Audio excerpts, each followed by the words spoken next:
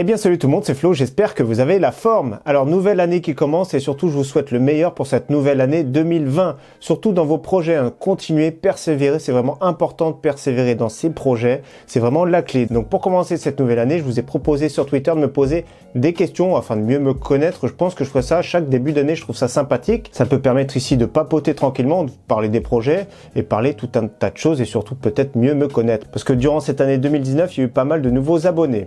Donc on commence tout de suite. Première question ici. Comptes-tu faire des vidéos avec d'autres youtubeurs comme par exemple French Hardware? Pourquoi pas si on a l'occasion de faire une vidéo ensemble, que ce soit French Hardware ou un autre youtubeur tech et hardware, donc pourquoi pas, ce sera avec plaisir. Pour le moment, il n'y a pas l'occasion qui s'est présentée, mais pourquoi pas à l'avenir. Question hardware ici. Donc pour aller avec un Ryzen 5, vaut-il mieux GTX 1660 Ti, RTX 2060, 2060 Super ou RX 5700 pour changer une GTX 1050 Ti? Donc ici, quand on veut faire une upgrade, il faut déjà se fixer le type de résolution à laquelle on joue, que ce soit du 1080p ou du 1440p.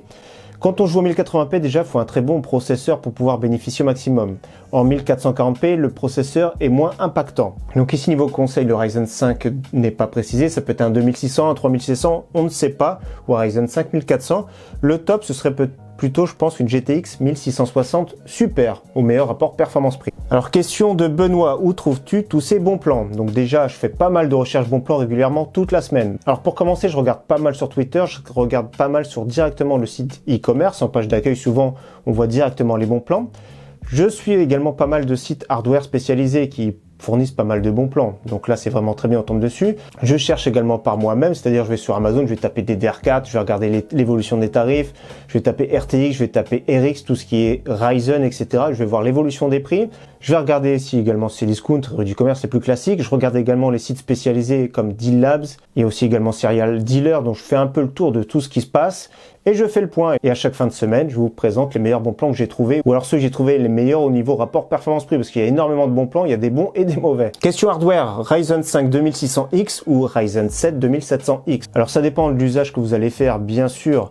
Ryzen 7 a plus de cœur, si vous faites du montage ou du streaming, ce sera plus pertinent. Si vous faites uniquement du gaming, la différence à fréquence égale, ce sera plus ou moins équivalent. C'est sûr, avec le temps, plus il y aura de cœur, mieux ce sera. Donc Ryzen 5, je dirais même mieux, Ryzen 5 3600 pour jouer sera meilleur qu'un Ryzen 7 2700X. J'ai une question ici pour me demander s'il y aura des concours prochainement, donc que ce soit des PC gamers, des composants ou des périphériques. Et vas-tu faire d'autres types de vidéos, toujours en rapport avec ce que tu fais? Donc pas d'autres types de vidéos prévues, hormis des vidéos spéciales ici comme FAQ. Alors des concours, oui, on me demande souvent, c'est un peu normal, j'aime bien dès que je peux vous faire gagner quelques petits trucs. Donc prochainement, il y aura un petit concours dans une vidéo, donc n'hésitez pas à me suivre. Et j'aimerais bien faire gagner au moins 2 PC dans l'année 2020, si possible. Déjà, un PC prochainement. Je vais monter un PC à 500 €, donc on verra bien. Donc le PC sera gagné, mais sous condition que je vous expliquerai à ce moment-là. Donc quand je peux, je fais gagner des petits concours, mais j'ai pas envie que ma chaîne soit une chaîne uniquement de concours pour pas faire venir trop d'intéressés, on va dire. Alors comment tu t'organises pour faire tes vidéos? Donc je m'organise suivant mon temps disponible, parce qu'il y a d'autres questions qui vont venir après, mais j'ai un premier travail, je suis cuisinier dans un hôpital. Donc j'ai un premier travail, ici je suis micro-entrepreneur pour tout ce qui est activité YouTube, donc je m'organise sur mes congés, le soir, après le travail suivant mon temps de préparation. Comme je vous ai dit, les vidéos bon plan, je regarde un peu toute la semaine. Donc pendant mes repos, je fais pas mal de vidéos, je les publie plus tard. Faut savoir que je travaille un week-end sur 2, donc j'essaye de m'organiser sur mon temps libre. C'est assez difficile, mais je passe pas trop de temps, on va dire, dans la distraction. La télé, je regarde pas trop, donc j'essaye au maximum de focaliser sur l'activité que j'aime beaucoup, le hardware. J'aime beaucoup faire les vidéos, j'aime beaucoup publier du contenu. Donc c'est vraiment un plaisir pour moi. Je me calcule même pas le temps que je passe dessus, parce que c'est vraiment un plaisir. Alors quel était ton premier CPU? Alors là, je me rappelle pas, ça fait longtemps, le premier PC que j'ai eu, c'était en 2006. En 2006, c'était un PC que j'avais acheté chez Carrefour. C'était un PC médion. Alors, je sais plus si c'était un Intel dedans, mais je pense que c'était vraiment un Intel. À cette époque-là, c'était Intel qui était largement devant. Et je sais plus la référence du tout du processeur. Il permettait de jouer, c'est sûr. Il coûtait 1000 €, il me semble. Il était relativement performant, mais c'est sûr que je connaissais pas l'assemblage à ce moment-là. Comment faire pour débuter une chaîne gaming et informatique? Alors pour débuter, c'est très simple, tout le monde peut se lancer, je vous invite à vous lancer, peu importe votre passion, lancez-vous dans ce qui vous plaît. Donc sur YouTube, c'est très simple, c'est gratuit, avec votre smartphone pour commencer, vous pouvez vous lancer. Il y a pas mal de logiciels maintenant pour enregistrer son écran, il n'y a pas besoin d'investir beaucoup au départ, donc faites ce qui vous plaît, peu importe ce que vous aimez, partagez votre passion, c'est vraiment très très bien, c'est vraiment un plaisir pour moi de faire des vidéos, c'est vraiment un réel plaisir d'échanger avec vous. Alors, tes jeux préférés, logiciels que tu utilises. Mes jeux préférés en général, j'aime plus tout ce qui est FPS maintenant. Quand j'étais plus adolescent, c'était plus les jeux de voiture. Donc FPS, moi j'aime beaucoup la licence Battlefield. En ce moment, j'aime bien Call of Duty, je me fais plaisir. Je vais jouer une petite demi-heure tous les soirs en ce moment et c'est un jeu bourrin qui me fait plaisir. Donc plutôt FPS. Et le logiciel que j'utilise notamment pour le montage, ça va être le Vegas Pro, et tout ce qui est pour enregistrer l'écran, je vais utiliser soit OBS, soit Shadowplay de Nvidia. Donc Maverick également qui me pose la question si je compte faire des collaborations avec d'autres youtubeurs tech. Donc ça j'ai déjà répondu, ça c'est à voir avec le temps, les opportunités qui se proposera. Si on se rencontre éventuellement sur un salon ou autre, on verra ça dans l'avenir. C'était quoi ton premier PC de jeu? Donc je le rappelle, c'est un PC médion acheté chez Carrefour pour environ 1000 € et ça a été vraiment très limitant dès le départ. J'ai vite remplacé la carte graphique, c'est comme ça, j'ai commencé dans le hardware, donc j'ai démonté le PC, j'ai voulu changer de carte graphique et je me suis rendu compte que l'alimentation n'était pas assez puissante. Donc j'ai dû changer également l'alimentation que j'ai acheté dans un magasin hardware qui est à une trentaine de kilomètres de chez moi. Donc voilà, j'ai commencé comme ça petit à petit à vouloir booster la machine. On me demande si j'ai d'autres passions dans la vie à part le hardware. Donc actuellement, ma passion principale, c'est sûr, c'est le hardware. J'aime bien tout ce qui est le milieu des ordinateurs. J'aime bien jouer également aux jeux vidéo.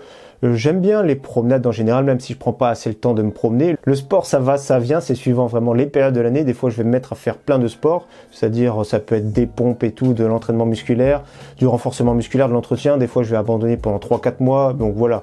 Au niveau passion, vraiment la seule passion que j'ai actuellement, j'aime bien le hardware, j'aime bien, je me mets petit à petit aussi à lire. Et d'ailleurs, j'aurais jamais pensé faire ça il y a quelques années, mais je prends de plus en plus de plaisir à lire des bouquins et je trouve ça vraiment très très bien. Tu fais quoi à côté de YouTube comme travail? Et il y en a un qui a répondu à ma place. Il est cuisinier dans un hôpital, c'est exactement ça. Et ça fait maintenant depuis 6 ans. Alors question, tes proches savent que tu fais des vidéos? Si oui, quel est leur point de vue vis-à-vis de ça? Alors oui, de plus en plus de monde est au courant que je fais des vidéos, que ce soit dans mon travail, que ce soit mes proches savent, ils sont au courant que je fasse des vidéos. D'ailleurs, certains sont agréablement surpris quand ils voient mes vidéos, et ça j'en suis fier. Donc la plupart des personnes de mon entourage sont vraiment satisfaites de ce que je fais, sont vraiment contents pour moi, et c'est vraiment un plaisir de partager sa passion. Alors depuis quand fais-tu ou aimes-tu le hardware? Donc je le fais depuis 2006, comme je vous ai dit, j'ai commencé à démonter depuis 2006, quand j'ai déménagé, je suis venu habiter en Bretagne. Et donc à quel âge as-tu commencé à t'intéresser au hardware? C'était en 2006, j'avais 22 ans et demi. Et pourquoi? Je suis arrivé en Bretagne, j'ai quitté la région parisienne, j'ai quitté pas mal d'amis, je suis arrivé ici, je connaissais personne, il y avait mes parents, j'ai rejoint mes parents et j'ai commencé à m'intéresser. Déjà je connaissais bien les jeux vidéo sur console, j'ai commencé à vouloir jouer sur PC et je me suis intéressé pour démonter l'ordinateur pour pouvoir faire évoluer les performances. Il y en a qui me demandent: salut Flo, est-ce que tu arrives à vivre de ta passion aujourd'hui? Donc je peux pas dire aujourd'hui que je vis de ma passion, c'est vrai que c'est un bon complément de revenu en plus de mon travail, mais malheureusement YouTube ça fluctue vraiment pas mal suivant les mois. C'est vrai qu'en fin d'année, en général, ça marche beaucoup mieux. Les gens sont plus intéressés notamment pour les cadeaux de Noël et maintenant même de plus en plus par le Black Friday, donc c'est une période qui marche plutôt bien. Mais en début d'année, ça s'écroule un petit peu. Donc personnellement, en ce moment, je préfère garder mon travail qui est plus sûr, d'avoir un revenu fixe qui tombe tous les mois et après, ça fait quand même un petit complément de revenu avec l'activité sur YouTube. Il y en a qui me demandent si je suis le frère de Zidane. Donc de plus en plus, j'ai ce type de commentaire-là. C'est vrai qu'il y a une ressemblance. J'ai même une anecdote avec ça. Quand j'étais allé faire un voyage au Maroc, il y a même un commerçant à Marrakech qui m'a dit que je ressemblais à Zidane. Donc voilà, il y a peut-être des airs, surtout au niveau des cheveux. Mais voilà, on me demande de plus en plus et moi, ça m'amuse. Quel avenir pour ta chaîne secondaire? Donc la chaîne FNK. Donc oui, j'ai créé en premier une chaîne FNK où je partageais mes gameplays sur Battlefield. J'aimais beaucoup la licence Battlefield, notamment je crois que ma chaîne, j'ai créé en 2012 la chaîne FNK où je partageais beaucoup de gameplays sur Battlefield 3, ensuite Battlefield 4, très peu de Battlefield Hardline d'ailleurs. Donc j'ai beaucoup partagé et c'est vrai qu'en 2017, j'ai lancé ma chaîne Hardware parce que c'est quelque chose qui me passionnait, le hardware. C'est les vidéos qui marchaient le plus sur ma chaîne FNK. Quand je faisais des tests de souris, ou je présentais ma nouvelle carte graphique par exemple, ou nouveau clavier, tout ça, ça marchait plus. Je présentais même des configurations PC gamer. Donc ça marchait plus et je me suis orienté vers la chaîne FNK Hardware. Et donc ça doit faire 1 an et demi que je n'ai plus publié de vidéos sur la chaîne FNK, mais peut-être qu'à l'avenir, pour le moment je compte pas faire vidéo, mais si j'ai envie de faire des vidéos de jeux, je les ferai sur cette chaîne-là. Un petit commentaire d'Asvox, cuisinier plus hardware, ça peut faire un truc? Non. Donc ouais, ça peut être sympa. On peut par exemple sur certaines cartes graphiques cuire des œufs, donc pourquoi pas, ce serait fun, une petite vidéo délire. Mais oui, c'est vrai que j'ai été passionné par être cuisinier, j'ai été apprenti cuisinier pendant 4 ans. Ça m'a toujours plu, mais actuellement c'est vraiment le monde du PC gamer qui me plaît le plus. Donc après, dans tous les cas, peu importe ce que vous aimez, faites votre passion. Alors quels sont tes objectifs pour 2020? 2020, j'ai envie de continuer sur ma lancée, c'est-à-dire échanger de plus en plus avec vous. Je cherche pas à miser un grand nombre d'abonnés, je préfère qu'il y ait moins d'abonnés et que qu'on échange un peu plus ensemble. Je trouve que c'est vraiment plus pertinent. Il y en a qui cherchent à tout prix un chiffre d'abonnés. Moi, ça m'a jamais intéressé la course aux chiffres. Personnellement, je préfère qu'on soit moins nombreux, qu'il y ait plus d'échanges, parce que j'essaye au maximum de répondre à vos commentaires. On essaye de me contacter sur Twitter, j'essaye de répondre. Par mail, en général, je réponds pas parce que c'est des contacts pro uniquement, c'est bien précisé. Mais c'est impossible de répondre à 100%. Donc le but, c'est de partager ma passion à la base. Et j'espère continuer sur cette lancée, présenter de plus en plus de matériel. J'essaye au maximum à chaque fois de choisir les matériels les plus pertinents possibles, le rapport performance-prix. Donc j'ai envie de continuer sur cette lancée, surtout que chaque année, il y aura beaucoup de nouveautés, des nouvelles cartes graphiques à venir. Sûrement même Intel va débarquer dans le monde des cartes graphiques gamer, donc tout ça c'est à voir. Donc voilà, à chaque fois sur ma chaîne YouTube, je me concentre sur le meilleur rapport performance-prix, que ce soit au niveau des boîtiers, des alimentations, etc. Et j'essaye un maximum de vous conseiller le meilleur suivant votre budget. Alors d'où viens-tu et quel âge as-tu? Donc d'où je viens, je suis né en région parisienne, en Seine-et-Marne. J'ai vécu jusqu'à mes 22 ans. Ensuite, actuellement, je suis en Bretagne, pas très loin de Saint-Malo. Et donc je suis né en septembre 1983, je vous laisse calculer. Alors une question super intéressante. Comment as-tu appris toutes tes connaissances sur les PC étant donné que ce n'est pas ta profession? Et oui, c'est pas mon métier. Donc vraiment, j'ai commencé à me passionner à l'âge de 22, 23 ans. Avant, j'avais déjà un petit peu joué sur PC, mais j'étais plus un joueur console. Donc quand j'ai travaillé en cuisinier, quand je suis arrivé en Bretagne, je faisais des saisons, c'est-à-dire je faisais des coupures. Je travaillais le midi, le service du midi, je travaillais le service du soir. L'après-midi, j'étais assez loin de chez moi et donc je restais sur place. Et dans ma voiture, à l'arrière, j'avais toute une pile, j'emmagasinais toute une pile de magazines que je feuilletais, je refeuilletais, etc. C'était vraiment ma passion. Les smartphones, c'était pas trop au point, mais il y avait vraiment des magazines. Il y avait vraiment une pile qui s'accumulait à l'arrière de ma voiture. J'aimais bien feuilleter, je rêvais et tout. Donc voilà, c'est vraiment à ce moment-là, j'ai appris beaucoup. Il y a des sites internet, je consultais régulièrement des sites internet spécialisés. Donc j'ai beaucoup lu de tests, etc. au départ. J'avais pas les moyens de m'acheter du matériel et donc je rêvais et j'apprenais au fur et à mesure. Je lisais beaucoup. Donc la lecture, c'est vraiment super important, que ce soit un magazine, que ce soit sur internet, on trouve beaucoup de lectures et maintenant de plus en plus de vidéos. Donc c'est important d'apprendre. Il y a énormément de quoi se former maintenant, c'est vraiment très très bien. Il n'y a pas qu'à l'école qu'on se forme maintenant. De plus en plus, il y a des formations, il y a des vidéos sur internet. On peut lire, donc franchement, c'est vraiment très bien. On peut apprendre par nous-mêmes et il faut continuer à apprendre d'ailleurs toute notre vie. Alors, une question peut-être pertinente. AMD ou Intel, Nvidia ou AMD? Donc ça, c'est une question, c'est vraiment le grand débat. Donc, il n'y a pas l'un qui est meilleur que l'autre. Suivant les générations, il y en a qui sont meilleurs, il y en a qui sont moins bien.